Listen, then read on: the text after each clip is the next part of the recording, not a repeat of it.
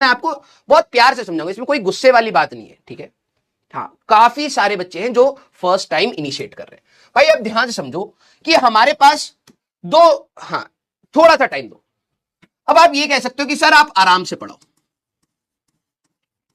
ठीक है, आराम से हम पढ़ा रहे हैं लेकिन ये थोड़ी सी स्पीड रखनी पड़ेगी, ठीक है। अब मैं कहता हूं मैं आराम से पढ़ाऊंगा तो इसका बेनिफिट क्या है? इसका बेनिफिट यह हो सकता है कि आपको थोड़ा इजी लगे चीजें, आप कोप अप कर पाएंगे।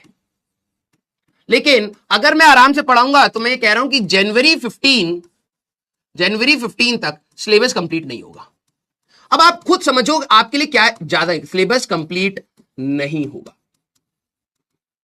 जो पहली बार पढ़ रहे हैं प्लीज आप इस चीज को एनालाइज करिए। आप क्या होता है, आप हमेशा शॉर्ट टर्म बेनिफिट्स के बारे में सोचते हैं कि यार अभी के लिए मेरे लिए क्या आसान है, और इसी दिक्कत की वजह से कहीं ना कहीं आपने तैयारी में कमी छोड़ी है। शॉर्ट टर्म बेनिफिट आपका ये होगा कि सर अभी मेरे को दिक्कत नहीं होगी, अभी मेरे को सब आसान लगेगा, सारी चीजें कोई दिक्कत नहीं है। उसका लॉन्ग टर्म इंपैक्ट क्या है? जनवरी 15 तक सिलेबस नहीं होगा। जब जेई मेंस 1 आपका आएगा तो काफी सारे बच्चे कंप्लीट सिलेबस के साथ जाएंगे। आप कहोगे सर हमारा तो कंप्लीट ही नहीं हुआ, हम तो पहले ही पीछे हो गए। वही बात है, ठीक है। अब दूसरी बात है कि कुछ बच्चे बोलेंगे सर फास्ट पढ़ाओ, ठीक है, क्योंकि उनको आता है। अब मैं आपको यहां पर भी बताता हूं इसका बेनिफिट क्या है और इसका नुकसान क्या है। बेनिफिट यह है कि हो सकता है बिफोर जैन 15 हम लोग कर ले जाए, हो जाए कंप्लीट। ये इसका बेनिफिट होगा कि अगर हम लोग फास्ट चलेंगे तो बिफोर जनवरी 15 हम लोग कंप्लीट कर ले जाए। बिफोर जनवरी 15 मतलब हो सकता है 1 तारीख 2 तारीख 10 दिन बचा ले जाए, आपको रिवीजन का टाइम मिल जाए, ठीक है।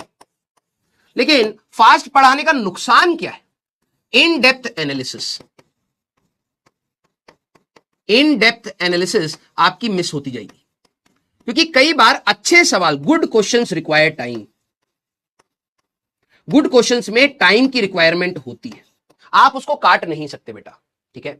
चाहे मैं कितना भी तेज पढ़ा लूं, अच्छे सवाल में मेरे को रुकना ही पड़ता है, ठीक है। कंसेप्ट बिल्डिंग में टाइम लगता ही लगता है, ठीक है, तो आप उसको हटा नहीं सकते।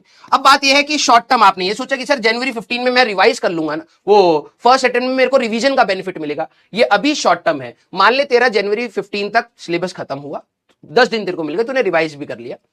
अब बात है तेरे को एडवांस की जो दिक्कत है, तू एडवांस तक पहुंचा है लेकिन एडवांस रातों रात में नहीं कंप्लीट होता।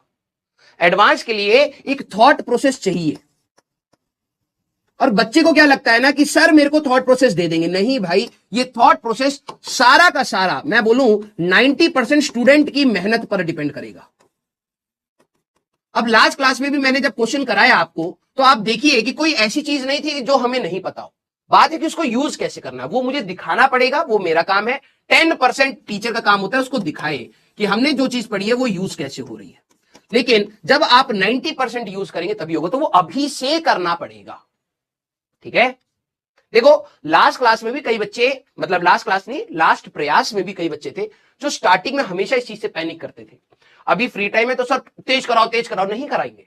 और जब तेज हो रहा होगा तो सर धीरे कर दो, नहीं करेंगे। एक फिक्स प्लानर है, उसको हमें फॉलो करना है, ठीक है। तो प्लीज इट्स माय रिक्वेस्ट कि आप सभी लोग प्रैक्टिकलिटी के साथ सोचिए, ठीक है, प्रैक्टिकलिटी के साथ सोचिए।